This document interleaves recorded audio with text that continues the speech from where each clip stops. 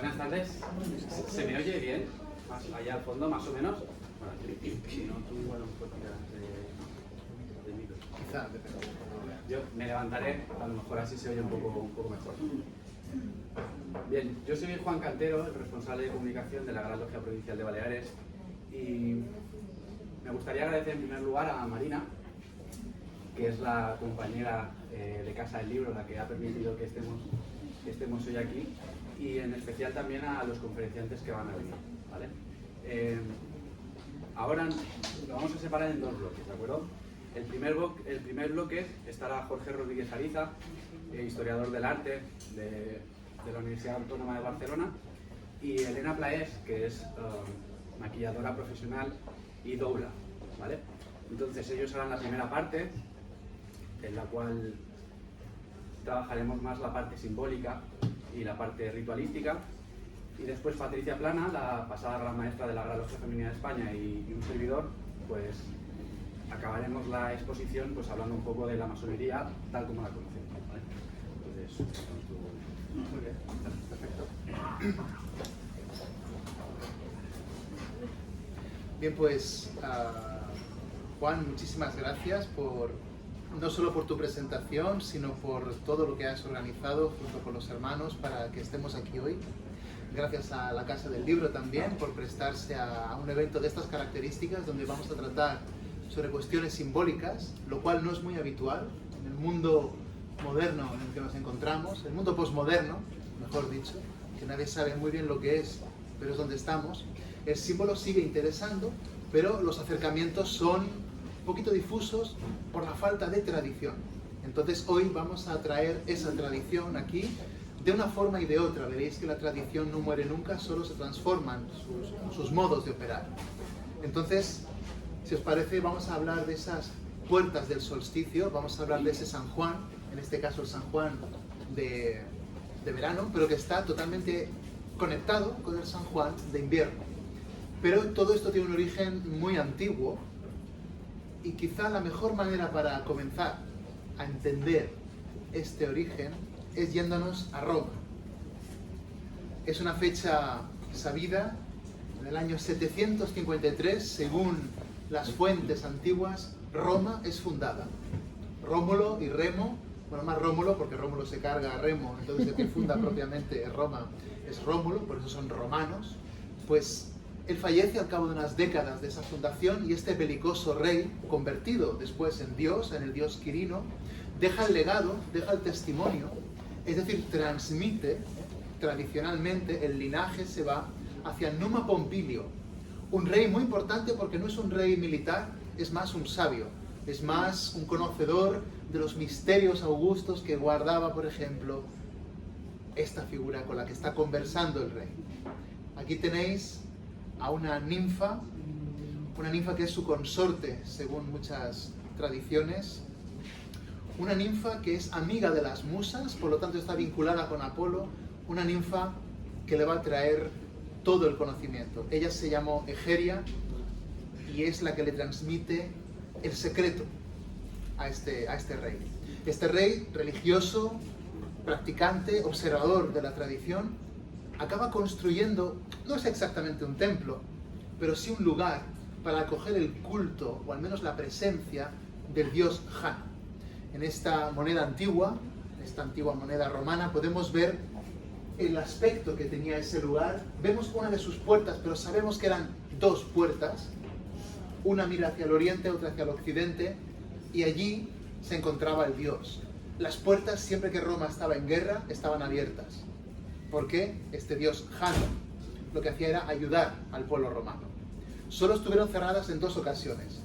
Cuando gobernaba Numa Pompilio, porque era un rey intelectual, pacifista, muy pacífico, y cuando estuvo Octavio Augusto en el poder, el primer emperador. Todo el demás tiempo Roma estuvo en guerra y el dios Jano tuvo que asistir a los romanos. ¿Qué ocurre? Que Jano es el dios de las puertas, precisamente, de esas dos puertas, que no tienen solo que ver con la asistencia que el dios brinda a los romanos, tiene que ver también con lo que empieza y lo que acaba, lo que se abre y lo que se cierra. De hecho, en latín decimos janua a la puerta, se puede decir porta, pero es un latín más coloquial. Janua es puerta. Janus es el dios de las puertas. No solo, insisto, esas puertas que brindan ayuda al pueblo romano, sino de todo lo que empieza y todo lo que acaba. Por ejemplo, el año. El ciclo del año empieza en el mes de enero, de Januari, de Gené. El mes de enero es el mes consagrado a esta divinidad que, como veis, tiene dos rostros. Un rostro que mira al pasado que ya no es y otro al futuro que aún no ha llegado. Hay en realidad un tercer rostro, pero ese rostro no se puede ver, es el eterno presente. Rara vez encontraréis imágenes de un Jano con tres rostros. El mundo medieval sí que lo conserva, pero porque es un guiño trinitario en el fondo. En cualquier caso, fijaos también que uno de los rostros es viejo, es barbado, y el otro es joven, apolíneo, lampiño, de modo que es lo antiguo y lo nuevo. Hay muchas imágenes de Jano y en efecto lo normal es que lo encontremos de esta guisa, joven y viejo a la vez. El dios Jano, como es importante recordar, vinculado con el mes de enero, el primer mes, la puerta del año, la Janua del año. Fijaros cómo sostiene la llave, él abre y cierra el año. Fijaros que sostiene un 365 ahí en su mano. Y el rostro antiguo mira atrás, el rostro joven mira adelante. Y es una iconografía que vamos a encontrar durante siglos. Y en la época del Renacimiento y en el neoclasicismo, cuando se reenamoran del mundo clásico, pues Jano va a ser recuperado otra vez. Pero en realidad Jano jamás se perdió del todo. Jano y todos los dioses pervivieron durante el cristianismo, ya sea en el culto a ciertos santos, o ya sea de formas más complicadas, las que quizá no podemos entrar hoy, pero están ahí. Dioses como por ejemplo Juno. Juno es la consorte de Júpiter, es la diosa del matrimonio y de los partos. Y Juno tiene un vínculo etimológico con Jano. Yun y Janus, Yunus, son como aspectos de una misma realidad. Esta diosa de los partos, por lo tanto, se vincula con el dios del inicio de las cosas. Y si ella asiste y protege los partos, es evidente que tiene que ver con los inicios también y con los finales. En un parto hay una muerte también, se acaba un mundo y empieza otro. Aquí tenéis una miniatura medieval donde se recuerda al dios Jano en su lugar sagrado y de cómo los romanos, imaginados así en el mundo medieval, acudían para pedir ayuda a la divinidad después de encontrarse con la necesidad de batallar. Pero lo que nos interesa del mundo medieval es que Jano se conserva como el que inicia el año. No se pierde la iconografía de Jano, sino que lo vemos aquí representado con estas dos caras. De hecho, si nos vamos a la Catedral de Ferrara, en Italia, podemos ver a ese dios con dos caras representando precisamente esa puerta del año, ese inicio, ese mes de enero. Pero hasta aquí, bueno, parece la pervivencia de una historia de los antiguos y poco más. Bueno, ni mucho más ni mucho menos. Es lo que es y como es sabido ya, no hay que polemizar sobre eso. El mundo medieval conserva todo ese conocimiento. Los medievales no eran unos gañanes que se dedicaban a morir en guerras y de peste negra y cosas así. Era gente igual de culta que nosotros, puede que mucho más. Lo que pasa es que sus circunstancias históricas eran las que eran. Pero no, el secreto está en cómo pervive cristianamente el dios Jano. De Jano, de Janua, de Janus, vendría Jan. Jan es Juan. Janua tiene que ver con un Juan y con otro Juan. Como sabéis, hay dos Juanes. Os presento al primero, al más antiguo. San Jan, San Juan Bautista, que es el precursor. Es el que anuncia el nacimiento de Cristo. Es el que nos dice que el Mesías va a llegar y que tenemos que prepararnos. Y que hay que purificarse mediante el agua. Aquí lo tenéis señalando al Agnus Dei, al Cordero de Dios que quita el pecado del mundo. Así es como se le representa iconográficamente de forma tradicional. Si os interesa todo esto, hay libros extraordinarios que tenemos aquí, manuales muy prácticos, como el que escribió hace algún tiempo, esta es una reedición, Juan Carmona Muela. Después iconografía cristiana, también muy interesante. Son libros recomendables para familiarizarnos con el lenguaje iconográfico. Con lo simbólico no. Para lo simbólico hay que ir a cosas más duras, como René Guénon, el gran maestro Guénon, que nos trae los fundamentos de esa ciencia sagrada de los símbolos. Pues bien, este anunciador es el primer Juan y es al santo que recordamos el día 24. De aquí muy poco, después de la verbena de San Juan, tenemos toda la liturgia preparada para honrar la memoria del nacimiento de este hombre. Este hombre que no es la luz, pero anuncia la venida de la luz. Y esta es la clave. Además, a él se le llama incluso lucero anunciador. Antes de que salga el sol hay un lucero que anuncia que va a venir algo. Ese es Juan el Bautista. Surgió como una llama de fuego, igual que el profeta Elías. Así lo recoge la tradición. Toda la información que podemos encontrar de este santo está perfectamente codificada en la leyenda dorada. Aquí tenéis la versión sintética, la síntesis. En realidad la leyenda dorada son 2 volúmenes inmensos que solo los frikis que nos dedicamos a estas cosas quizá tenemos en casa, pero con esto es suficiente para empezar a entender. Ahora, si os pica la curiosidad, os encomio a que compréis esos 2 volúmenes que son alucinantes. En el fondo, Santiago de la Vorágine lo que hace en el siglo XIII es traer esos mitos de los santos en Oriente y traducirlos a un lenguaje occidental. Es verdad que se pierde un poco la sabiduría de ciertas cosas en favor solo de la santidad, porque sabiduría y santidad deberían ir juntas. Pero en los símbolos que guarda este libro hay mucha sabiduría igualmente. Se nos dicen cosas maravillosas sobre Juan y el fuego, que esto es quizá lo que más nos interesa, es lo que nos convoca hoy. ¿Qué vínculos hay entre Juan y el fuego? Pues hay varios. Fijaros en uno. Nos cuenta un liturgista del siglo XII que cita el autor de la leyenda dorada, Santiago de la Vorágine, un liturgista llamado Jean Bellet, un francés, que es muy famoso por el Camino de Santiago, en fin, es uno de esos personajes que a los que les gusta la peregrinación jacobea os va a encantar. Pues él nos dice que en la festividad del santo era habitual que el pueblo recogiera huesos de animales muertos, y con esos huesos hacía grandes hogueras que provocaban muchísimo humo, y ese humo servía para ahuyentar al mal, en concreto a los dragones. Antes había dragones, siempre hay dragones. El dragón es un símbolo también, no lo olvidemos. Todo el lenguaje que encontramos en estos libros es lenguaje simbólico. Pobre de aquel que crea en la literalidad de sus textos. De modo que lo que buscamos es el símbolo. ¿Qué es un dragón? El dragón son los 4 elementos, pero caóticamente dispuestos. Fijaros que escupe fuego, que va por el aire volando, que tiene 4 patas para caminar por la tierra y que vive en una laguna normalmente. De modo que ese caos es combatido por el pueblo quemando huesos. Otra versión, que recoge también Santiago de la Vorágine, citando a este liturgista del siglo XII, es que esas hogueras se hacían para recordar un acto impío que unos infieles acometieron con los huesos de San Juan Bautista, porque los quemaron. Pero esto no es solamente lo que se dice, es mucho más. ¿Qué implica quemar, purificar, hacer subir hacia el cielo con forma de columna de humo los huesos de aquel que anunció al primero en ascender con el Padre?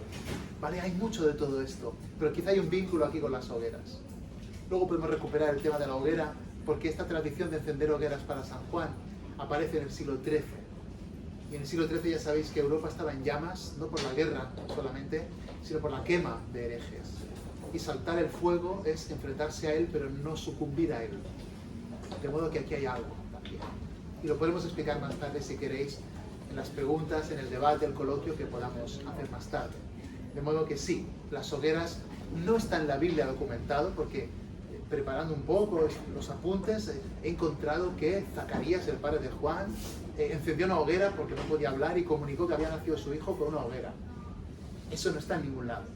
No está ni en la Biblia, ni en los evangelios, ni en los padres de la iglesia griegos, ni latinos, no está en ningún lado. Hasta el siglo XIII no aparece. Por lo tanto, cuidado, que Internet es muy interesante, hay mucha información, pero no hay mucho conocimiento a veces. Bien, pues, después de presentaros a este Juan, que celebramos el día 24, en el solsticio de verano, hay otro Juan, otro Saint Jean, otra cara de esa unidad, de esa biunidad, que es Juan el Evangelista, el discípulo amado, el más joven seguidor del Maestro, que tuvo el privilegio de recostarse en su corazón y escuchar el latido del Logos de Dios. Y al escuchar ese latido recibió algo que le posibilitó hacer el más misterioso de los evangelios. El cuarto evangelio, el último, es el más esotérico de todos. Linda un poco incluso con el gnosticismo de aquellos siglos.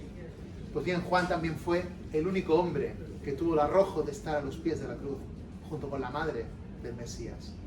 Fue también, como decíamos, autor del cuarto evangelio y lo más importante, autor, según la tradición, según la crítica textual no, pero según la tradición, es el autor del Apocalipsis. Por lo tanto, fijaros, tenemos dos Juanes. Uno abre el evangelio porque anuncia que el Mesías va a llegar y otro cierra el evangelio porque nos narra el Apocalipsis y el final de este mundo y el inicio del reino de Dios. Por lo tanto, los dos San Juanes aparecen juntos muchas veces porque son la puerta. Y lo más interesante para acabar de cerrar este círculo, celebramos San Juan Bautista ahora en verano, en el solsticio de verano, pero San Juan Evangelista, pobrecito, nadie se acuerda, se celebra el 27 de diciembre, muy cerca del solsticio de invierno. Pasa que el solsticio de invierno es Cristo, el importante, pero nada, después de San Esteban tenemos ya a este santo tan maravilloso que vemos siempre, fijaros, acompañando al otro Juan y en medio de la Virgen, que es la que trae a ese niño divino. Sandro Botticelli también nos trae esta imagen, pero quizá convendría recordar, ahora ya sí, que para la francmasonería los dos San Juanes son muy importantes también. Son los dos santos patrones, por motivos históricos, sí, se unifican las logias, todo esto se hace el día de San Juan, pero hay mucho más que eso. Fijaros, esta imagen es una pintura sobre piel, aparece en lo alto las Sagradas Escrituras, aquí no se aprecia bien, pero a la derecha está el prólogo del Evangelio de Juan. El Evangelio de Juan empieza diciendo en su prólogo, en el principio era el verbo, o la palabra, y la palabra estaba con Dios, y la palabra era Dios, y las tinieblas, no sucumbió a las tinieblas, y puso su morada entre los hombres, y los hombres no la acogieron. En fin, esa palabra que se hace carne, ese Dios, mirá, esto es fuerte, ese Dios que se hace hombre, podemos discutir si es todo Dios o solo su palabra, pero solo su palabra ya es Dios, en fin, yo no soy teólogo, no haremos teología, pero en simbología es muy importante aceptar que esa palabra está presente en la humanidad. Fijaros, Juan, el segundo Juan, nos trae la palabra. El primer Juan nace y se pierde el habla de su padre. Zacarías, su papá, pierde la palabra. Y el otro Juan la recupera, donde nos dice que se hace carne esa palabra. Y para los masones la gran obsesión, podríamos decir, el gran misterio, es lo que se llama la palabra perdida. La francmasonería ha perdido una palabra, ha perdido un nombre de Dios.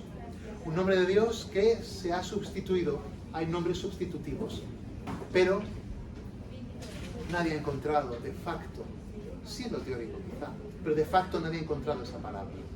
Esa palabra está ahí en medio, entre un Juan y otro.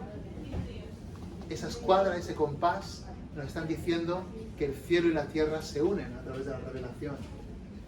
En este círculo, que es el círculo del año, por ejemplo, los símbolos son polisémicos.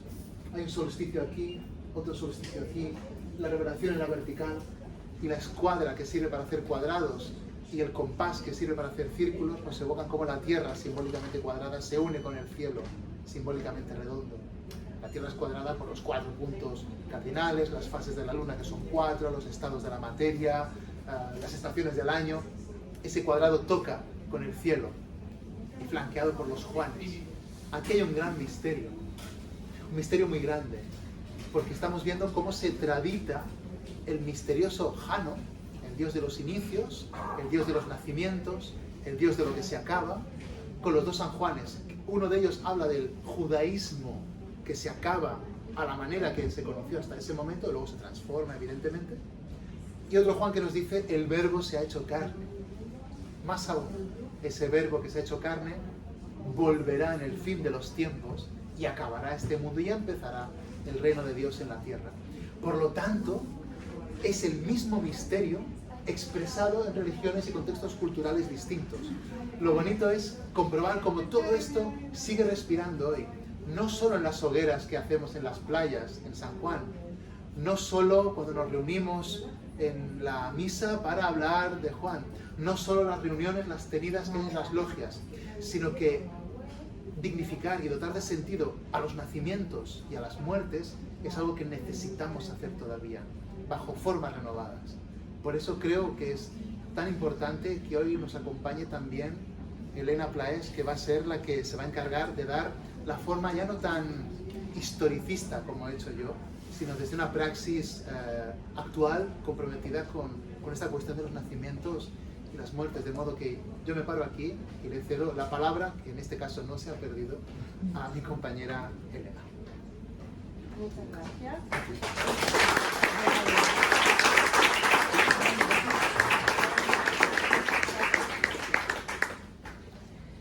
Bueno, muchísimas gracias por la invitación y por la confianza. Yo tengo que decir que hace muchos años que no hago una conferencia, así que después de que has dejado el pabellón bien alto, pues me va a costar un poquillo más. Pero bueno, yo vengo a hablar más desde la experiencia de la ritualidad, no tanto desde el conocimiento. Lo voy a necesitar. Vale, perdón. ¿Ahora mejor? ¿Está? ¿Sí? Bueno, pues eso. Que yo vengo más a hablar desde la experiencia de la... ¿no? Supongo que está encendido. ¿Hola? Está súper cerca. Vale. Pues vengo a esto, a hablar más desde la experiencia de la ritualidad y de cómo yo llego a los rituales y un poco cuál ha sido mi camino. Esta fotografía es precisamente de un solsticio de invierno, ¿no? que lo que se celebra en el solsticio de invierno es el regreso a la luz. Yo sentí la llamada de ritualizar después de mi formación como doula, y precisamente fue el primer ritual que hice al margen de lo que podía ser religioso o los rituales que yo había vivenciado durante mi vida de pequeña o así. Tuve como una necesidad de ritualizar desde mí, de buscar elementos distintos a los que conocía. Entonces para mí esta fotografía es muy importante porque es mi primer ritual. Ritu viene de, bueno, ritual viene de ritu, de una palabra del sánscrito, que quiere decir estación o es el momento del año propicio para los rituales del fuego. Del ritu viene también derivado de la palabra rita, que viene del Rig Veda, que significa orden cósmico. Entonces el ritual sería algo así como que la ejecución, el ritual bien ejecutado y en el momento propicio, lo que hace es que este orden cósmico pueda reproducirse en nuestro interior, ¿no? Entonces, ¿cómo llego yo al ritual? No sé si conocéis la figura de la doula. Quizás si la conocéis, lo que más se ha escuchado es la doula que acompaña los nacimientos y los partos, pero también existe la figura de la doula que acompaña a la muerte, acompaña a morir.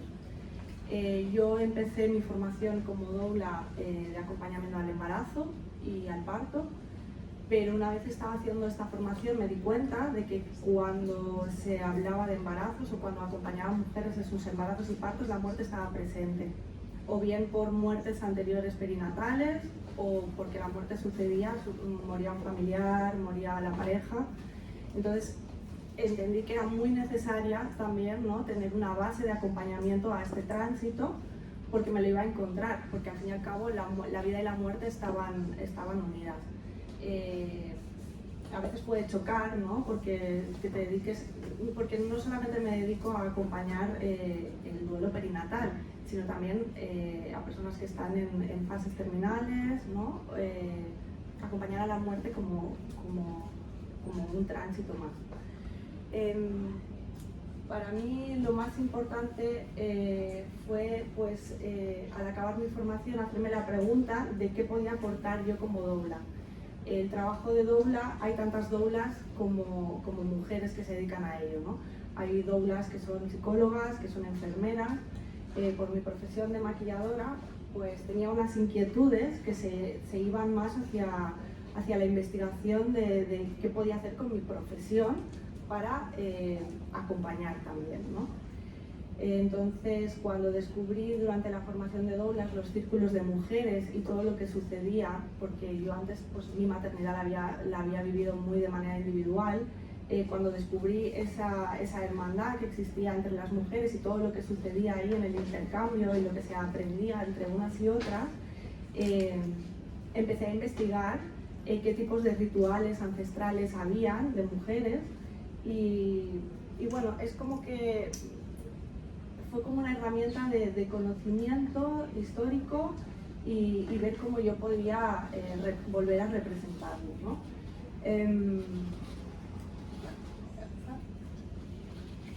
Para mí lo más importante de esta reinterpretación de rituales ancestrales es sobre todo el cuidado del espacio, lo que sucede dentro de ese espacio. Obviamente no somos, o bueno, yo por lo menos no soy India Navaja, ¿no? O no he mamado esa ritualidad en mí y ese intercambio, pero podemos recuperar ciertas cosas de diferentes culturas, ¿no? Para reinterpretarlo de nuevo un poco en nuestros días.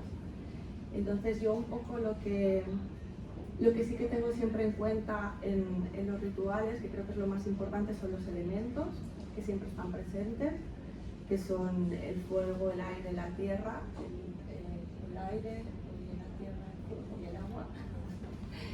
El fuego para purificar siempre, el agua para limpiar, la tierra representada en las flores, el aire pues si tomamos salvia, o un poco se van adaptando también a las necesidades de la mujer a la que se acompaña en este ritual de bienvenida en el parto, y a las mujeres que también acompañan a esta otra mujer. No hay nada que suceda siempre igual, siempre es bienvenido todo lo que sucede. Como doula no tengo formación en psicología, pero sí que nos dan herramientas para detectar qué puede suceder en esos momentos, ¿no? Entonces, como que también en los acompañamientos individuales que no son en grupo, pues podemos también derivar a otros profesionales, saber qué está sucediendo, puedes ver qué falta o qué carencia puede tener esa mujer. Ves un poco más el mapa en el que camina la mujer que está embarazada. Pero normalmente lo más importante es sobre todo el apoyo, el no sentirse sola, que es un poco lo que nos hace falta en nuestro día a día. Yo la verdad es que no tuve la suerte de hacer una ceremonia de embarazo, pero creo que me hubiera gustado mucho. Una de las cosas que encuentro muy importantes en los acompañamientos, tanto a la muerte como a la bienvenida de la vida y también el tránsito de esta mujer que deja de ser una mujer que camina sola, ¿no?, a ser una mujer madre, es también la propia escucha de la vivencia que ocurre en el eco de las historias que van aconteciendo, a las que decido acompañar, y también me permito no acompañar según qué experiencias, ¿no? Porque para mí no es un trabajo simplemente remunerado económico, sino es algo en lo que me involucro emocionalmente, y hay ciertas cosas que quizás no soy capaz de sostener, entonces o bien derivo o un poco veo cómo hacer, ¿no? Lo más importante para mí es este clima que se crea, ¿no?, en estos rituales, esta hermandad que aflora, estas mujeres que comparten esos momentos, que deciden compartir este espacio con una mujer. Y esto es una fotografía de un ritual de despedida, perinatal en este caso.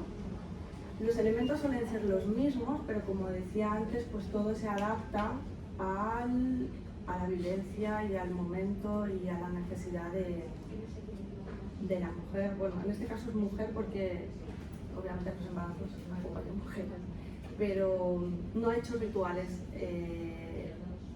de muerte, pero por sí he acompañado a morir, pero bueno, son distintos digamos que en los duelos es un dolor útil, ¿no? Es como las contracciones de un parto, que eso es un dolor que está ahí porque lo que hace es avanzar y ayudar a que crezca y que la persona pueda avanzar en ese proceso. Entonces los duelos también deberían honrarse como tal.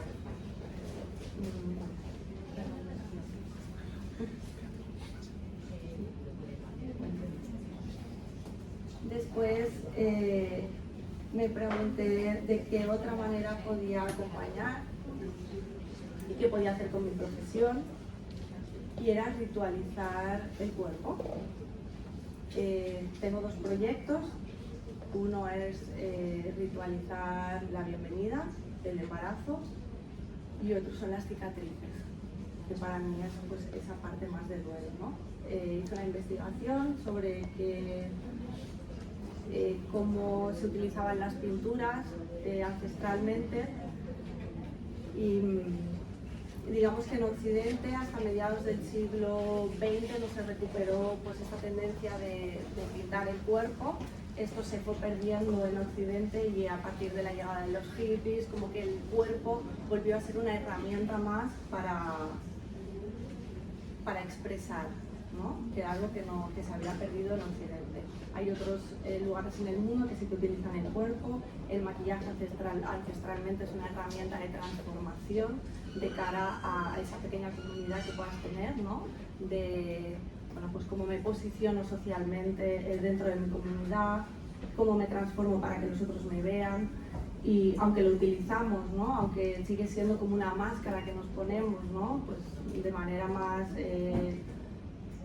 social, bueno, pues me voy a poner un eyeliner o me voy a corregir unas manchitas o un granito, o qué ocurre si un hombre se maquilla, cómo socialmente es visto.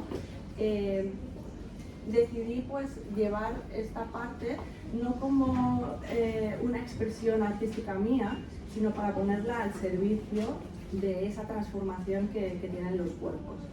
En el caso de la maternidad, pues a través de unas preguntas, los colores que se utilizan, las imágenes que utilizo, no son casuales.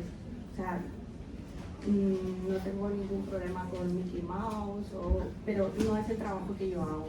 Es decir, no es solamente embellecer el cuerpo o significarlo per se, sino a través de qué necesita esa mujer, en qué momento vital está, qué necesita para el parto.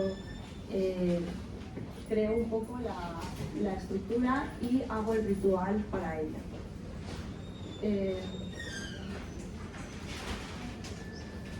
Bueno, esta ya le habían puesto, porque esto pertenece al trabajo que hago con las cicatrices, que es resignificar la vivencia del cuerpo. En este caso es una cesárea, también había cáncer de mama, estos son cicatrices, es una operación de columna vertebral, también heridas emocionales, abusos, como el pincel resignifica, ¿no? La vivencia de esa cicatriz, de ese dolor que hay dentro del cuerpo para que vaya modificándose. No es magia, no es simplemente poner la atención en la experiencia de la persona, qué necesita, qué hay que transmutar dentro de ese cuerpo, que, bueno, en definitiva la alquimia se produce dentro de la persona que recibe el trabajo del maquillaje. Y bueno,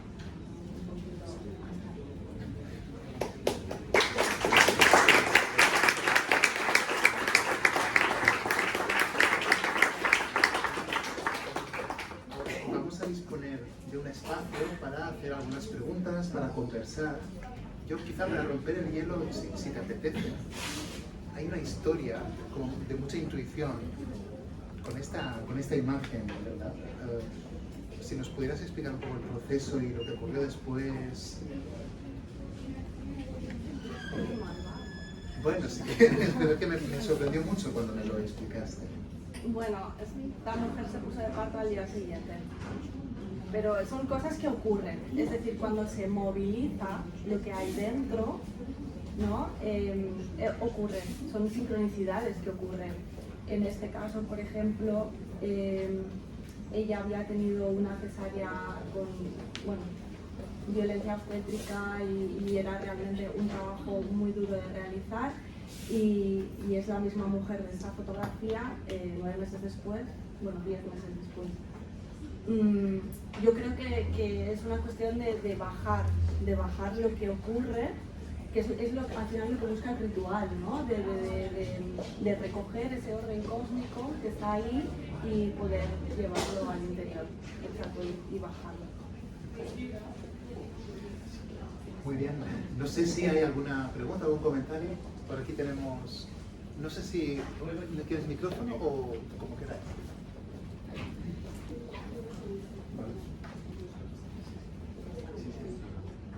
Vale. Sí, Bien, antes de nada, felicidades a los dos por la charla, ha sido muy interesante.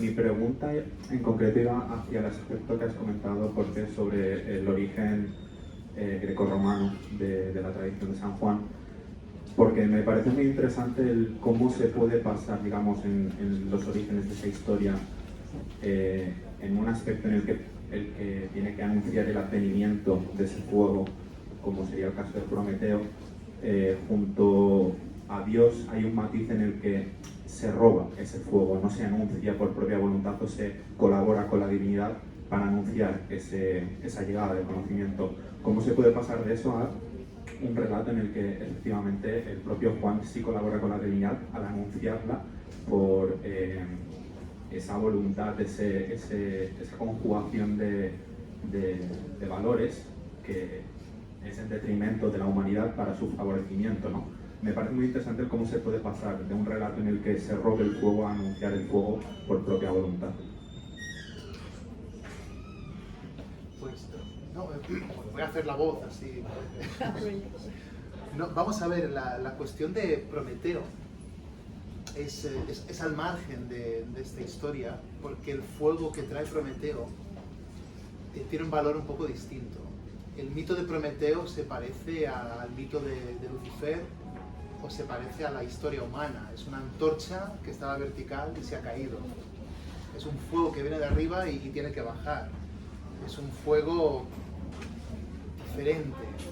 Aquí no es alguien que traiga el fuego, sino que el fuego viene por sí mismo, ¿no? Entonces hay ese matiz. Igualmente, hacer el tránsito de un mito a otro es una tentación que desde las religiones comparadas, desde la mitología comparada, siempre se nos plantea allí. Y acabamos muchas veces teniendo conversaciones más o menos informales de estos temas diciendo, bueno, es que al final todas las religiones dicen lo mismo. No, ni de broma, no. Hablan de lo mismo, pero no dicen lo mismo, porque si dijeran lo mismo solo habría una expresión de la religión, de la verdad, ¿no? Entonces el mito de Prometeo es muy interesante, pero es el fuego que anima al ser humano. Cristo también tiene que ver con ese fuego, pero también con el sol. Entonces hay un matiz ahí diferente. Aparte es un fuego de resurrección, en fin. Y por no entrar, aunque podríamos entrar en el fuego infernal, de la importancia de que hay un fuego ahí abajo también. Cualquier figura heroica que lleve a cabo un viaje, diríamos iniciático desde un punto de vista masónico, pero bueno, un viaje en definitiva para conocer las tres regiones cósmicas. Pensamos en Dante, por ejemplo, ¿no? En la Divina Comedia. Primero desciende al infierno y en ese fuego ocurren cosas, ¿no? O sea, no hay que obviar ninguna parte ni ninguna región en la que actúan los elementos. Los elementos que hemos visto ahí, por ejemplo, en este ritual, están en ese contexto y tienen algo que decir en ese ritual en particular. Pero no siempre es lo mismo, el contexto es diferente. El fuego que saltamos en San Juan no es exactamente el fuego con el que se quemaba a los herejes o a las brujas, pero sigue siendo fuego. Entonces el servicio al que se pone es importante también. Por lo tanto, el fuego de Prometeo se parece un poco a ese fuego que viene, pero no al Cristo mismo, sino al que anuncia el fuego. El problema es que las escrituras no nos dicen nada de ese anuncio del fuego. Son leyendas posteriores que adaptan y vehiculan todo eso a una realidad que se está viviendo en ese momento, que son las hogueras para quemar personas. Y con esto acabo, por no olvidar que la coartada, la explicación que los inquisidores, aquí tenemos un manual de inquisidor, si alguien de aquí es inquisidor, en su mesita de noche seguro que tiene este libro, pues se quemaban para ahorrarles fuego del infierno. O sea, te quemo aquí para que no tengas que sufrir las llamas del infierno. Es jodidamente perverso, ¿eh? Pero simbólicamente funciona, poéticamente funciona. No sé si he contestado mucho a tu pregunta. Creo que hay otra pregunta. Sí. Sí, perdona, justo antes había... Disculpa. Hola, ¿qué tal? Tengo dos preguntas para cada uno. La primera que me va a dejar en evidencia a mí mismo porque he ido a un colegio de curas. Resulta que hay dos Juanes. ¿Quién escribió qué? Porque el Evangelio según San Juan es de San Juan Bautista o Evangelista. Vale. Y luego el Apocalipsis. Tus profes curas te van a regañar. No, y más a lo mejor. Pero siempre se aprende algo. Sí, en efecto, hay dos San Juanes. El primero es el que no escribe nada, el primero solo anuncia la venida de Cristo y bautiza y prepara para la venida de Cristo. Y ese es decapitado, cae y entonces empieza a ascender Cristo, ¿no? Y el otro es Juan el Evangelista, que es el discípulo amado del joven que escribe el Evangelio de Juan y el Apocalipsis. Sí, pensaba que eran la misma persona. O sea, Son dos aspectos de una misma realidad. Desde un punto de vista esotérico, cosa que un cura jamás te diría, al menos abiertamente, nunca te diría eso, pero claro, es lo mismo, se llama Jean, se llama Juan por eso, porque son la puerta, uno abre y otro cierra, igual que el dios Jano, que tiene esas dos puertas que hemos visto en aquella moneda. Y la otra, para ti, ¿qué significa doula y de dónde viene la etimología de la palabra? Yo preguntan lo mismo. En realidad viene del griego, la etimología, bueno, la palabra viene del griego y quiere decir sirvienta, es decir, la que sirve. Pero la figura de la doula históricamente está presente, de hecho simbólicamente hay pinturas en las que aparece, pero no se conocía como doula. O sea, este trabajo era el que realizaban las mujeres que estaban alrededor de la parturienta, pero no se conocían como doulas. Eran sirvientas, eran mujeres que acompañaban. Lo que pasa es que en los años 90 más o menos, en estos libros, que son de partería, no son de acompañamiento de doula, se recupera esta figura porque es necesaria porque las mujeres estamos solas. O sea, vivimos solas, vivimos aisladas, entonces no hay este acompañamiento, no hay como esta tribu que se dice, o no hay estas mujeres que están alrededor, las primas, las tías, las hermanas. Entonces sí que se hace la figura de la doula y se le pone este nombre y se busca... De nada. Hola, bien, yo quisiera comentar una cosa, luego la pregunta. La primera es que no puede escribir nada porque es el paso de la tradición oral a la tradición escrita. Uno representa la tradición oral, el evangelista es la tradición escrita. Entonces, por otro lado, volviendo a lo del fuego, ese fuego, ¿vale?, que es Jesús, puesto que es el fuego, el infierno, el logos, etc. Luego viene dado en el Pentecostés, en las lenguas de fuego que traen el don de la palabra.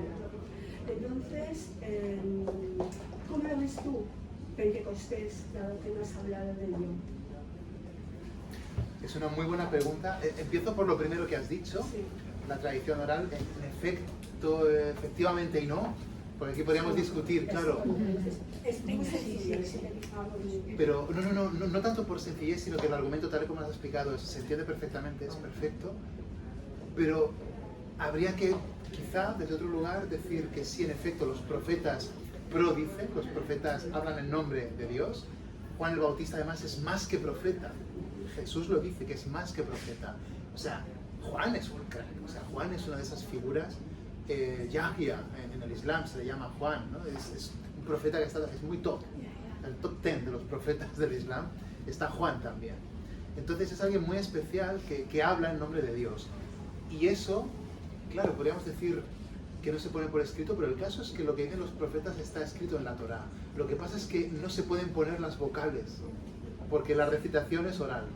Solo quería añadir eso, que sí que hay un texto que marca, pero tú no sabes cómo se pronuncia exactamente.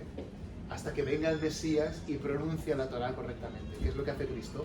Cuando viene y dice, en tiempos de Moisés se os dijo bla bla bla bla bla, más yo os digo, y ahí es donde está diciendo, el logo soy yo. Sin embargo, yo me alejaría un poco de esa idea del cristianismo como religión del libro escrito, porque el cristianismo yo lo percibo más como una religión de la palabra, no del libro, de la palabra hecha hombre. Quiero decir que la revelación no es tanto el texto, los evangelios no son libros revelados, tus profes sacerdotes estarían ahora escandalizándose. No son libros revelados, son libros inspirados. En cambio, la Torá es revelada, el Corán es revelado y Cristo es la revelación. Lo que pasa es que luego se ha perdido esa revelación y se mantiene en la tradición y en los textos, ¿no? Y Yom Pentecostés, claro, el vínculo está ahí. Juan purifica y bautiza con el agua, dice, pero vendrá otro que os bautizará con el fuego. Ahí está el bautismo de fuego, que es otro tipo de purificación diferente a la del agua, pero necesaria. Es súper poético que hagamos hogueras en la playa. Está el agua y el fuego. Por cierto, Corbusier, Raimon Arola, este libro no sé si lo tendréis por aquí, pero es bueno, es un maestro, Raimon Arola, tiene un libro, el último se llama El libro del agua y del fuego, y hace una serie de especulaciones simbólicas maravillosas en torno a estos elementos desde el punto de vista alquímico. Pues bien, Pentecostés es el descenso del Espíritu, dota del don de lenguas a los apóstoles y a la Virgen y a otros discípulos, no lo olvidemos, no son solo los 12. Y entonces eso en el fondo quiere decir que el cristianismo es una religión universal que puede ser predicada en cualquier lengua. Lo que pasa que en griego ese descenso es el paráclito, que es una especie de que da consuelo o algo así. Lo que pasa que esa palabra tiene un vínculo con el árabe, que es el amado. Entonces Ahmed es uno de los nombres del profeta del Islam Muhammad. Y entonces hay una serie de exégetas musulmanes que ven en la palabra griega paráclito una especie de forma griega del amado, el que consuela, el que cuida, tal, que sería Muhammad, como diciendo que el que tenía que venir, o sea que las lenguas de fuego del Espíritu Santo estaban anunciando la venida del último profeta, del sello de los profetas. O sea, fijaros, si está viva la tradición, que siglos después en Arabia emerge otro profeta vinculándose con ese fuego que descendió una vez sobre los apóstoles, ¿no? Incluso San Pedro, el más importante de los apóstoles, príncipe de los apóstoles, es el descendiente de uno de los retataranietos del profeta del Islam, por parte de madre. Imaginaros la de vínculos que hay por aquí y por allá. Esto es históricamente así, ni de broma, pero nos da igual la historia. Nos interesa el rito, nos interesa el mito, nos interesa el símbolo. La historia está muy bien como una herramienta más, pero... ¿Puedo decir una cosa? Claro. Jung dice que el lenguaje de la psique es metafórico, es completamente único. Por lo tanto, es el único lenguaje que tenemos para entender el mundo. Y estaría muy de acuerdo con Jung. Tengo mis peleas con Jung también, pero me interesa mucho su forma de abordar la psique y la alquimia, ¿no? ¿Alguna cuestión más? Bien. No se vale venir luego en intimidad, que esto lo hacéis mucho. Ay. Cuando acaba luego, oye, no, que yo quería decir. No, así que podéis, pero que... Pues entonces ya está.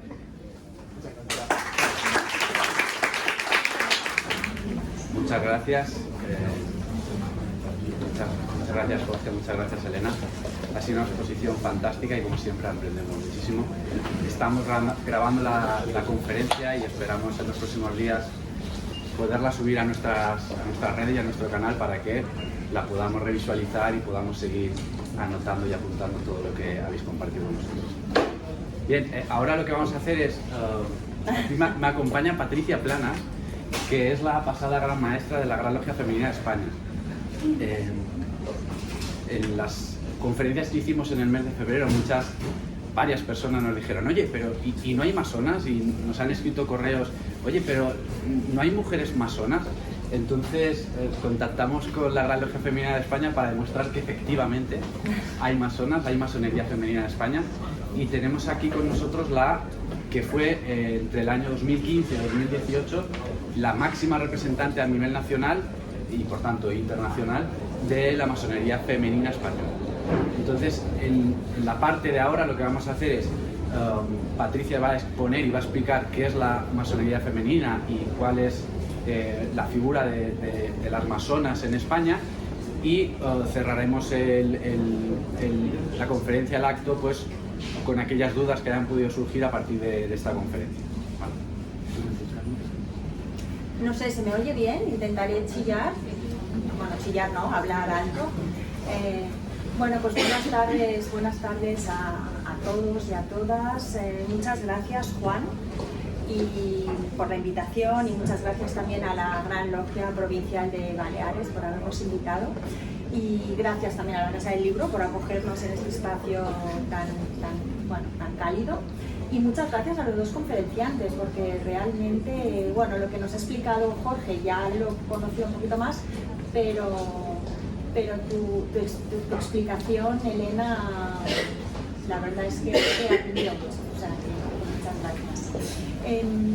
Bueno, yo os voy a explicar un poco voy a empezar un poco explicando qué es la masonería, porque a lo mejor no todos lo sabéis, ¿no? Entonces la masonería es una herramienta para la transformación y el perfeccionamiento integral del ser humano. Es una escuela iniciática, filosófica y filantrópica, donde a través de un trabajo individual, profundo pero hecho en un espacio compartido con otras personas, busca sacar lo mejor de uno mismo y fomentar los valores humanos, para luego, obviamente, poder trasladarlos a la sociedad y de esta manera pues, aportar nuestro pequeño granito de arena en la mejora de la sociedad, en la transformación de una sociedad pues, más justa, más amable, más solidaria y más fraternal.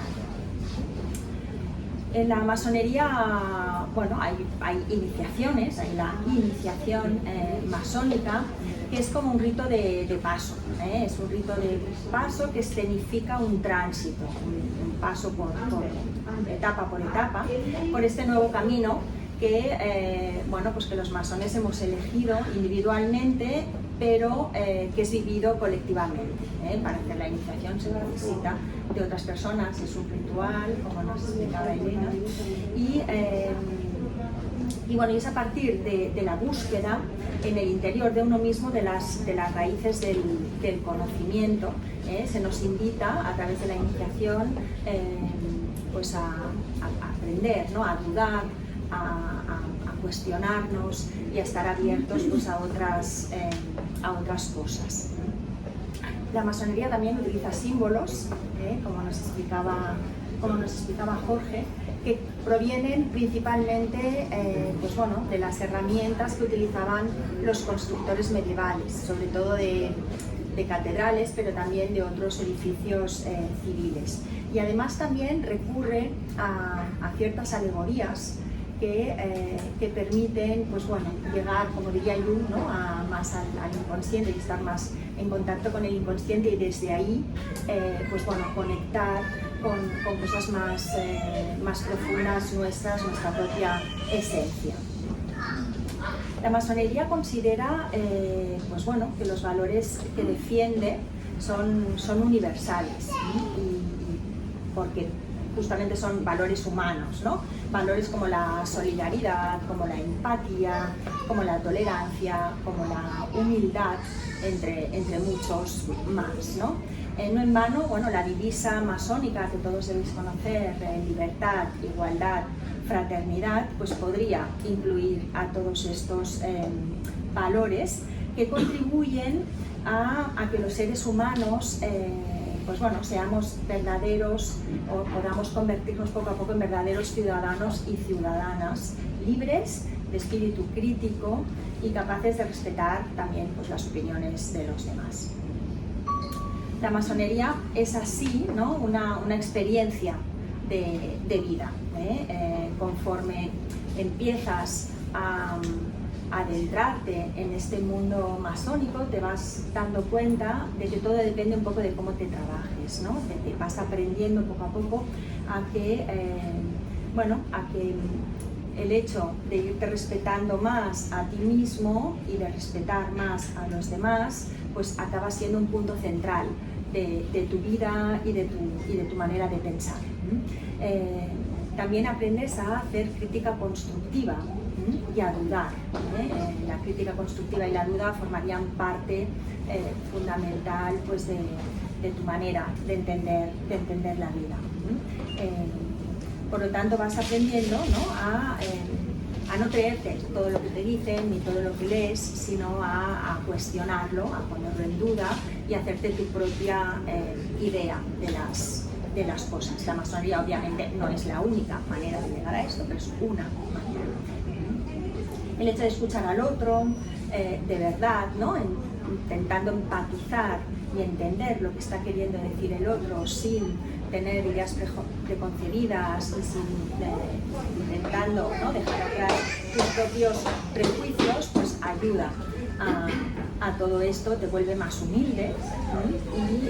y aprendes pues, que, bueno, que no, las verdades absolutas no existen, ¿no? Aprendes también a ser más honesto contigo mismo, ¿no? Porque aprendes a reconocer más tus errores, ¿no? Y todo esto lo vas trabajando día a día en el seno de las logias, con los trabajos que se hacen allí, en compañía con, en este caso, con las hermanas, ¿no?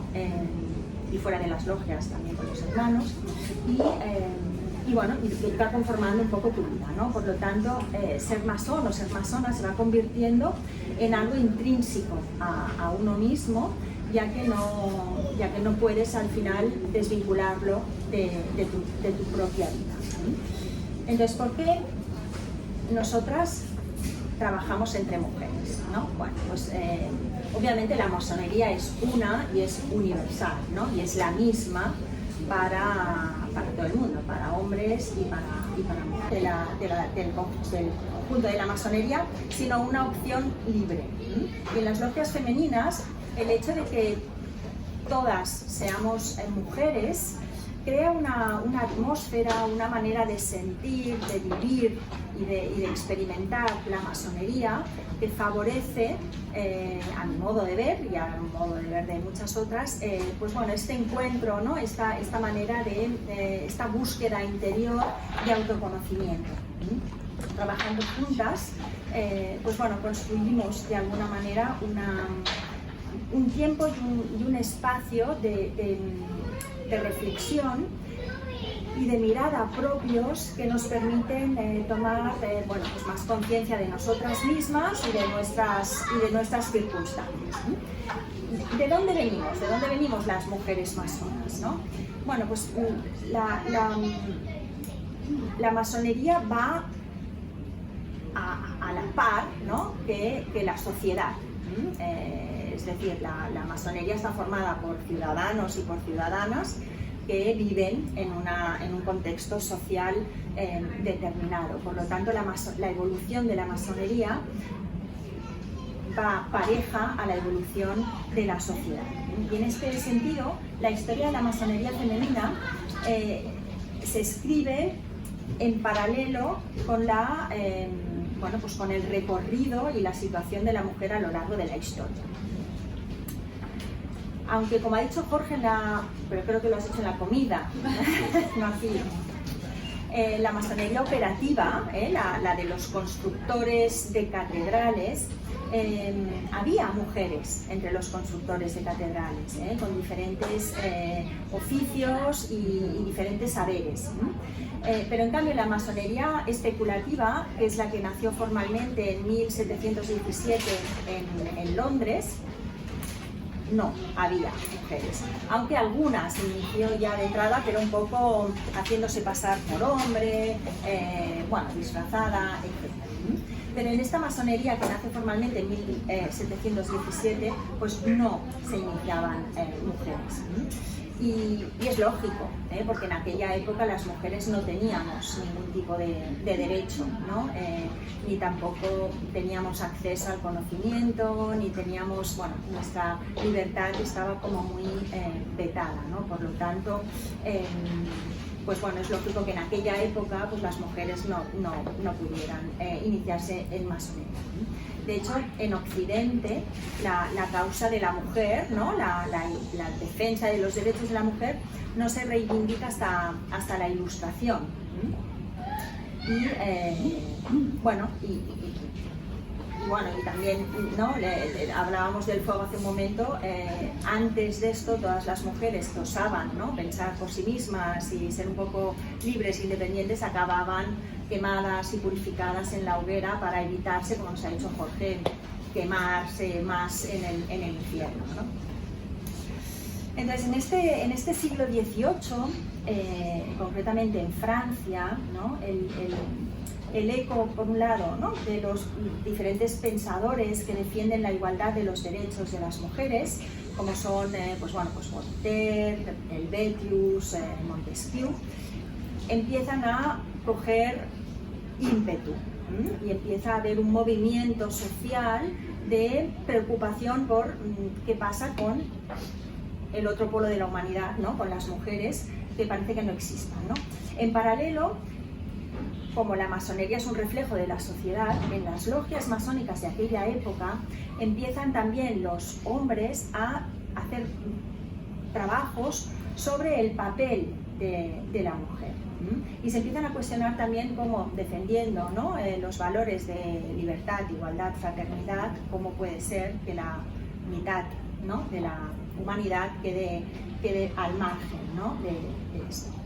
En esa época también, además, empiezan a aparecer las saloniers, que son mujeres de la alta sociedad, cultas, ricas, que organizan en sus casas, invitan, ¿no? a la crème de la sociedad de la época para hacer las conferencias de aquella época, para hablar de cosas. Por lo tanto, la mujer va adquiriendo un papel más relevante.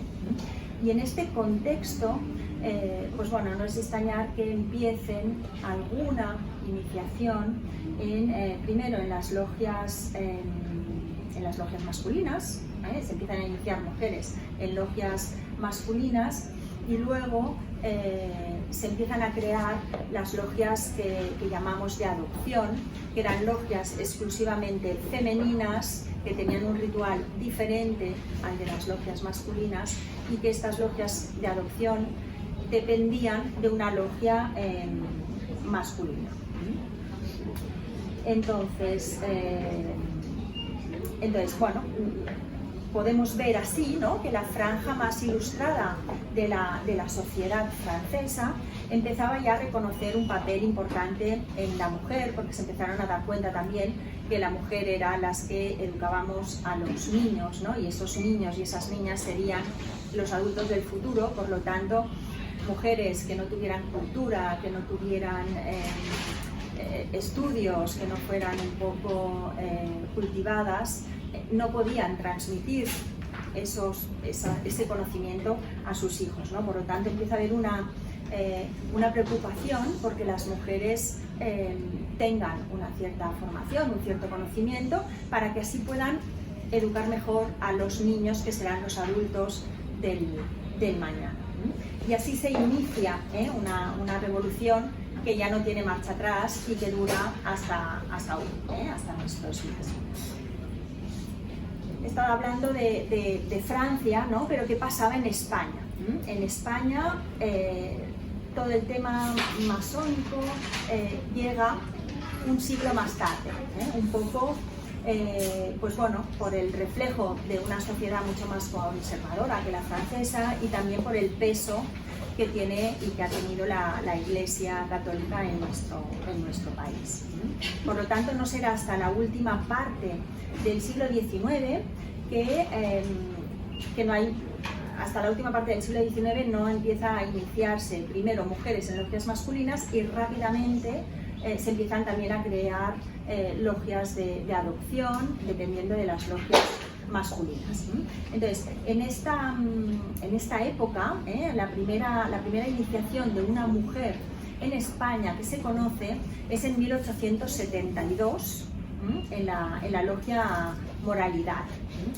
Más adelante, en este mismo periodo también, pues se iniciaron en la masonería mujeres tan relevantes como Ángeles López de Ayala, Amalia Domingo Soler, Teresa Claramunt, Aurea Rosa Clavel y Clotilde Cerdá, ¿no? Que yo le tengo un especial cariño porque era la hija de Ildefonso Cerdá, que es el artífice, ¿no? del Plan Cerdá de Barcelona, del Eixample, y ella era su hija, era arpista de profesión, y y bueno, y el nombre artístico, su nombre artístico era Esmeralda Cervantes. Entonces, bueno, a mí me cae muy bien, Clotilde Cervantes. Y bueno, y también de esta misma época, pues Rosario de Acuna. Como veis, mujeres muy conocidas que han llegado a nuestros días y que muchas veces no se sabe ni que eran masonas, pues lo eran. Después de esta época llega la dictadura de Primo de Rivera entre 1923 y 1930, y ahí hay como un paréntesis en la masonería. Las dictaduras no son muy amigas de la cosa masónica, por lo tanto, pues bueno, durante los regímenes así más totalitarios y más dictatoriales, pues normalmente la masonería se para o se reduce mucho su actividad. Y no es hasta la Segunda República que la cosa masónica empieza a tomar de nuevo fuerza y vigor. Es una época bueno, pues con mucha producción cultural, social y política, y pues la masonería vuelve a tomar auge. En esta primera parte del siglo XX se inician también mujeres relevantes como Clara Campoamor, que es gracias a quien las mujeres podemos votar en España, Teresa Claramunt, Carmen de Burgos o Aurora Beltrana. Todas estas mujeres que he mencionado fueron feministas y masonas convencidas que lucharon pues, por una sociedad más justa, cada una a su manera. Pero llegó la guerra civil y con ella el franquismo, y bueno, y aquí todos sabéis, porque se han escrito muchos libros, que la masonería fue duramente perseguida, y no solo perseguida, sino represaliada. Muchos masones tuvieron que exiliarse a Francia, a México, a donde pudieron, y muchos otros pues murieron o fueron encarcelados. Y bueno, y muchos masones que no lo eran, en realidad, pues también fueron represaliados, ¿no? Quiero decir, se utilizaba un poco la acusación de masón pues para vengarte del vecino, para vengarte bueno, pues de alguien que no te cayera bien, ¿no? ¿De dónde nace la Gran Logia Femenina de España? Pues bueno, si volvemos a Francia un momento, tras la Segunda Guerra Mundial, se crean las logias de adopción femeninas que existían en Francia, como acabo de explicar hace un momentito. Pues se empezaron a trabajar de forma autónoma e independiente, y cambiaron el rito. Ya no utilizaban tanto el rito de adopción, sino que utilizaban el rito por excelencia de los hombres, y empezaron a utilizarlo. Y en 1952 se crea, ¿no? De alguna manera, o se transforman en la Gran Logia Femenina de Francia. Esta organización, bueno, pues tiene muchísima influencia en el establecimiento de la masonería femenina en España y en otros muchísimos países. Es en 1984, después de en plena democracia, cuando algunas de estas mujeres francesas pertenecientes a la Gran Logia Femenina de Francia, y que la mayoría eran hijas de republicanos españoles exiliados allí, pues deciden, ¿no? Pues venir a Barcelona y ver si hay posibilidad de, pues bueno, pues de traer de nuevo la masonería a Barcelona, ¿no? Y así es, en 1984, cuando se crea la primera logia femenina, la Logia Luz Primera, en Barcelona. Y bueno, y desde aquí, ¿no? quiero homenajear a estas mujeres que vinieron de Francia, ¿no? Y las mujeres también españolas que se iniciaron en un momento de transición un poco complicado, ¿no? Entonces, como obediencia independiente, la Gran Logia Femenina de España se funda en el 2005, porque es necesario tener 3 logias en un territorio para que, bueno, pues para ser reconocida como una gran logia independiente. Y esto, en el caso de España, pasa en el 2005. Actualmente la Gran Logia Femenina de España tiene 12 logias repartidas por todo el territorio español y una en Andorra, y tenemos también 2 triángulos. Por lo tanto, podemos decir que somos herederas de estas 2 vertientes, ¿no? Por un lado, de las hermanas de la Gran Logia Femenina de Francia, que vinieron a España y crearon la primera logia femenina después del franquismo, y por otro lado somos herederas también pues, de todas esas mujeres que se iniciaron en las logias de adopción españolas pues, bueno, antes de la Guerra Civil. En la actualidad la masonería femenina podemos decir que está más activa que nunca en todo el mundo, y existen vínculos y relaciones entre todas sus integrantes. En 1982, o sea, es decir, 2 años antes de que se creara la primera logia femenina en España, se creó le Centre de Liaison International de la Maçonnerie Féminine, que se conoce por las siglas CLIMAF, que actualmente, bueno, que fue creado por 2 grandes logias, las francesas y las belgas, y que poco a poco se fueron añadiendo grandes logias de otros países, y actualmente cuenta con 25.000 mujeres masonas. Esta organización, el CLIMAF, tiene como objetivo crear un espacio de reflexión, intercambio y acciones conjuntas que sirvan para promover pues los valores masónicos universales por un lado, en general, y los de la masonería femenina en particular. Actualmente la Gran Logia Femenina de España ostenta la vicepresidencia de esta organización. Y hace nada, en el 2022, el CLIMAF firmó un acuerdo de colaboración con otra entidad, ¿no? La Federación Americana de Masonería Femenina, con las siglas FAMAF, en donde, pues, obviamente, por cuestiones de lengua y por cuestiones de intereses, la Gran Logia Femenina de España tuvo un papel muy relevante en que estas 2 organizaciones de masonería femenina y que agrupan obediencias femeninas de todo el mundo, pues se unieran para llevar a cabo proyectos conjuntos para fomentar pues, los valores masónicos. Bien, a modo de conclusión ya, creo firmemente que estamos frente a un cambio de paradigma, ¿no? Donde ser hombre o mujer debe ir mucho más allá de las diferencias de género para centrarnos más bien en lo que nos une, ¿no? En lo que nos hace humanos, y pensar conjuntamente de qué forma estos seres humanos del siglo XXI vamos a ser capaces de crear normas, leyes y vamos a intentar proteger a los mismos humanos, a los animales, a las plantas y al planeta entero, ¿no? Y pienso que aquí la masonería tiene mucho que aportar, ¿no? Porque es un proyecto que ofrece realmente un discurso vivo, actual, y que es capaz de asumir la tarea de reflexión sobre los valores ilustrados que nuestra sociedad pues tanto necesita.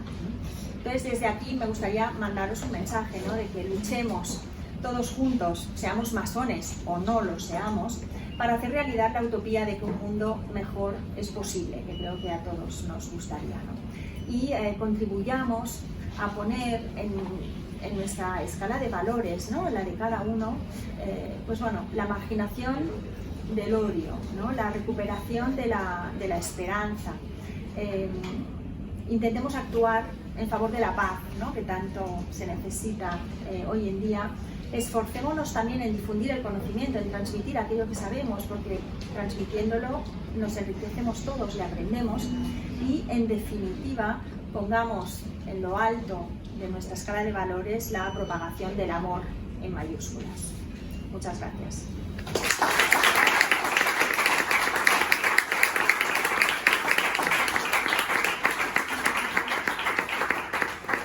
Bien, muchas gracias.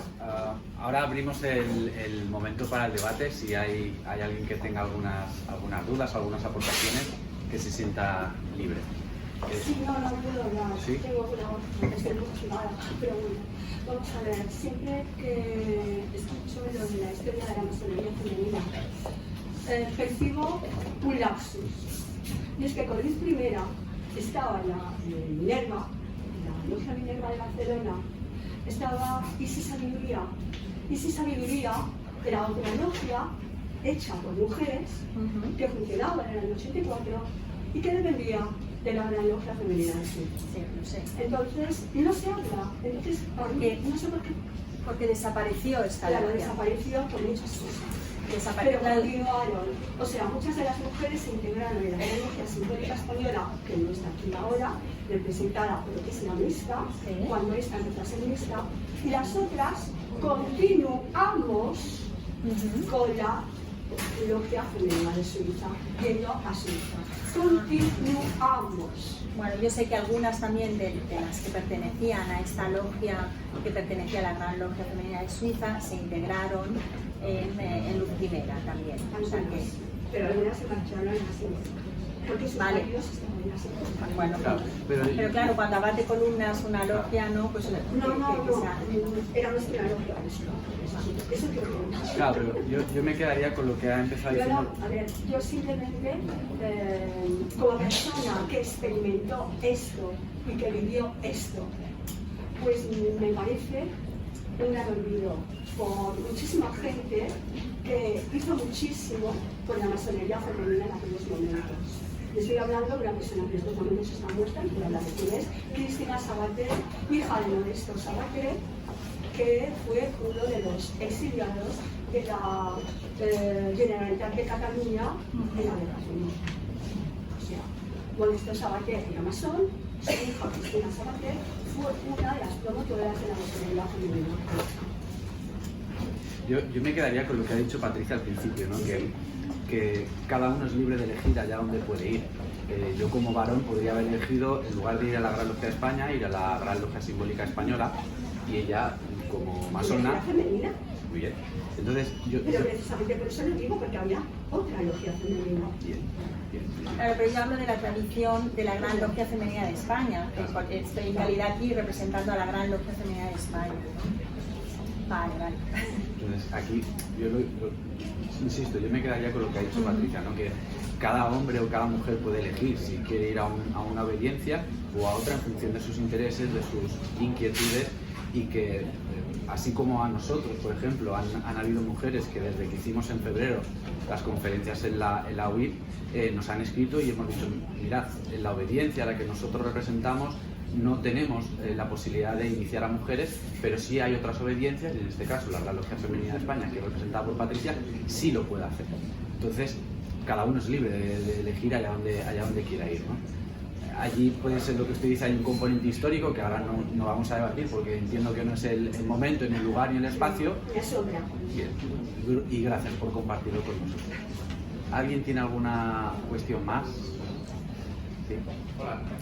Lo mío es pura curiosidad y a lo mejor no me puedo responder, pero al igual que los masones hombres en logia van vestidos de una determinada manera, que todo el mundo la conoce porque sale en internet, también hay una uniformidad en la logia femenina. Sí. Claro, nosotras, ¿no? Venimos de la tradición de la Gran Logia Femenina de Francia, en el CLIMAF, ¿no? Que es esta organización que agrupa todas las o muchas obediencias femeninas.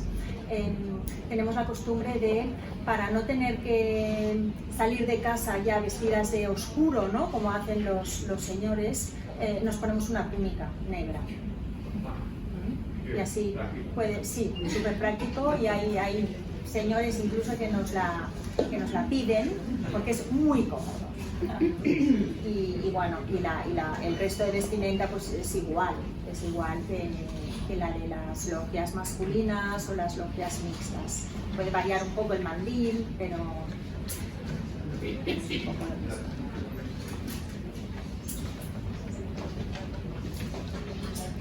¿Alguien más? poco lo que ha dicho Jorge, que después seguramente Patricia, y esto ahora mismo, si no recuerdo mal, Patricia, ahora aquí en Baleares no hay ningún triángulo ni... No, habíamos tenido, y bueno, hace tiempo que estamos intentando a ver si sale, ¿no? El acto de hoy es una buena oportunidad pues para darnos a conocer y bueno, yo invito que si aquí, entre el público, pues hay alguna mujer, ¿no?, que quiere iniciar este camino dentro de la masonería, pues que venga y que me pregunte y que bueno, y yo le explicaré pues cómo hacerlo, ¿no? Pero un poco la idea es el paso previo a una logia es un triángulo, ¿no?, que es una cosita más pequeñita y que es como la semilla que da luz luego a una logia. Así empezó la última logia que creamos, que es la de Andorra, y bueno, y la idea un poco de la gran maestra y del Consejo Federal de la Gran Logia Femenina de España es, pues bueno, poder crear un triángulo y posteriormente una logia aquí. Una pregunta. Habéis dicho que vuestros valores, el último has dicho atea. No, atea no. Perdona. Laica, perdón. Laica. Muy diferente. Perdona. Vale. Laica confesional. ¿Creéis en el gran arquitecto del universo? Invocamos al gran arquitecto del universo, pero como consideramos que es un símbolo y por tanto ahí cada hermana puede poner lo que ella sienta. Entonces se coincide con la masonería masculina. Es más, antes lo No conversaba. exigimos que la persona crea en un Dios revelado. Esto no lo exigimos. Tampoco la masonería masculina. Vale, entonces cada uno puede creer en lo que quiera o no creer también en lo que Una pregunta. Sí, un poco a raíz a colación de esto. Pero se cultiva la espiritualidad dentro de las tenidas, ¿no? Supongo que el trabajo espiritual también está ahí, no solamente el social, que es muy importante, pero... o sea, en nuestras reuniones, ¿no?, en las venidas, ¿no?, que es como se llama a las reuniones masónicas, todo el tema del ritual, hay muchísimos símbolos y los trabajas y se comentan y se habla de ellos, ¿no? Y luego también en los trabajos que se leen en la logia, normalmente son simbólicos, son espirituales, puede ser alguno más social, pero básicamente se trabaja mucho con los símbolos y... O sea, está ese eco ahí. Claro.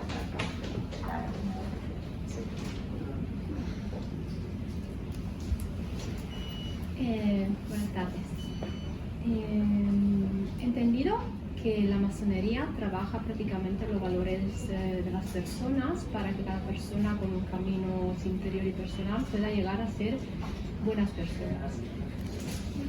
Entonces mi inquietud es, estos valores siempre se han intentado inculcar en lo pequeño, desde las religiones, desde la herencia familiar, desde que un niño nace. Entonces, ¿qué es que hace la masonería? Súper interesante esta pregunta. Yo creo que la masonería lo que hace es que tú vivencias esos valores, no los aprendes porque alguien te los transmita, sino que es con tu experiencia día a día en cómo se trabaja, en la convivencia con las hermanas, vas experimentando, ¿no? Y los vas viviendo, ¿no? Todo en el trabajo en la logia te lleva a eso, ¿no? No solo el ritual, sino también la manera de hablar, la posición física en la que hablas, el hecho de, por ejemplo, de que tienes que pedir la palabra y tienes que esperar a que te la den y tienes que hablar con una posición determinada que te ayuda a ser consciente de lo que estás diciendo. O sea, todo va en esa dirección y hace que los vayas los vayas viviendo y que los vayas experimentando muchas veces sin darte mucha cuenta. No es que venga el profesor y te lo explique, ¿no? Bueno, en casa a lo mejor también te los transmiten tus padres, ¿no? Por lo que ves. Pues sería un poco esto. Yo a lo que ha dicho Patricia añadiría, ¿no? Que ella misma ha dicho que hay otras instituciones o otras entidades, desde una escuela de filosofía concreta, un club de lectura determinado, podríamos tratar estos valores, ¿no? Sin embargo, yo haría hincapié en lo que nos proporciona el ritual. Cuando, como decíamos, el ritual, cuando un masón está en una logia y está practicando, llevando a cabo ese ritual, lo que se genera es un espacio en el que todo se ordena. Iba un poco a lo que decía Elena, ¿no? Que el ritual lo que permite es ordenar, pasar del caos, del desorden, del dragón que hablaba antes Jorge, a ese orden. Y eso se va impregnando en el individuo una serie de valores que, por el propio ritual y por la propia forma de trabajar, no se puede adquirir en otro espacio de la sociedad ahora mismo, por un componente y un carácter iniciático que no hay en otro espacio de la sociedad occidental, más allá de otras órdenes esotéricas como podría ser el Islam, con el sufismo, o en Francia el compagnonage, ¿no? Pero es precisamente la práctica del ritual y la perfección de ese propio ritual lo que imprime en el iniciado una serie de componentes que en la sociedad están, pero de una forma un poco más humanista o una forma un poco más social, pero no impregnándolo de la manera que se puede experimentar en más. Ahora que hablan ustedes del ritual, necesito una pregunta. ¿Qué rito trabajan? Nosotras, sí, ¿qué rito trabajamos? Trabajamos el rito escocés antiguo y aceptado. Y a lo mejor en un futuro el rito francés, pero de momento no. ¿En el rito escocés antiguo aceptado trabajan el mismo que de los hombres o tiene algunas modificaciones? Claro, mira, las modificaciones en los rituales, ¿no? de un rito determinado tienen más que ver con la propia evolución de cada institución masónica que no con el propio rito, ¿no? Entonces, yo que a veces he ido a visitar a logias de la Gran Logia Simbólica Española, el ritual varía un poco, pero en esencia es lo mismo, porque viene de lo mismo. Sí que te puedo contar, por ejemplo, ¿no? Que cuando la Gran Logia Femenina de Francia pasó de utilizar los rituales de las logias de adopción y empezó a utilizar el ritual del rito escocés antiguo y aceptado, sí que incluyó dos modificaciones que yo creo que son muy nuestras, ¿no? Muy de la masonería femenina, ¿no? Y es que nosotras, antes de jurar, de alguna manera, simbólicamente nos liberamos de las cadenas, y este sería uno, y el otro sería que le damos mucha importancia al otro polo de la humanidad, que es el hombre. Entonces, estas son dos modificaciones que solo tenemos.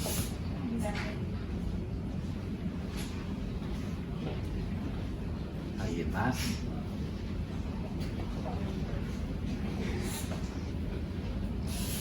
Esta polaridad que dices del hombre, ¿no? ¿La tenéis también con el gran constructor? No, nosotras consideramos que el gran arquitecto del universo es un símbolo, y sí que está considerado, ¿no? Como gran arquitecto del universo, pero para mí, ¿no? es un símbolo y como tal es universal y no es masculino. Sí. Igual que otras alegorías que podemos tener en masonería, ¿no? que son masculinas, entonces yo considero que no tiene mucho sentido feminizar algo pero bueno, sí. Se me ocurría como imagen de esta androginia casi, ¿no? Que el gran arquitecto del universo, o el tetragrámaton, en el caso de las logias quizá más tradicionalistas, ¿no? está flanqueado por el sol y por la luna, por lo masculino y por lo femenino, de modo que, claro, está ahí una situación equilibrada, ¿no? Y, sí. sí. Sí.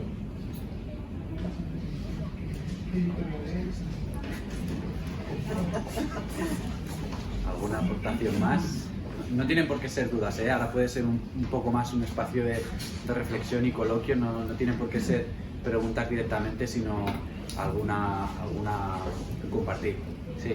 Aquí en Mallorca no hay ni triángulos ni logias, nada por el estilo. De la Gran Logia Femenina de España no, pero bueno, esperemos que dentro de poco podamos crear un triángulo.